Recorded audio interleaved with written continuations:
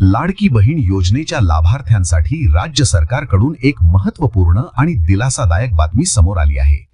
तांत्रिक कारणांमुळे रखडलेला हप्ता आता एकत्रितपणे महिलांच्या बँक खात्यात जमा केला जाणार आहे। ई-केवायसी प्रक्रियेमुळे नोव्हेंबर, डिसेंबर आणि जानेवारी या 3 महिन्यांचे हप्ते प्रलंबित होते।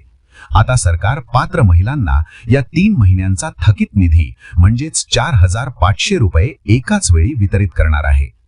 अर्जांची आणि बँक खात्यांची पडताळणी प्रक्रिया अंतिम टप्प्यात असून फेब्रुवारी महिन्यापासून ही रक्कम खात्यात जमा होण्यास सुरुवात होईल।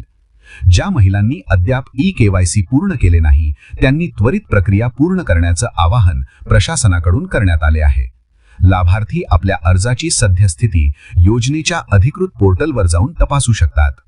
तांत्रिक अडथळे दूर करून सरकारने महिलांना दिलेला शब्द पाळला असून थकीत रकमेसह नियमित हप्ते आता सुरळीतपणे मिळतील अशी ग्वाही प्रशासकीय सूत्रांनी दिली आहे।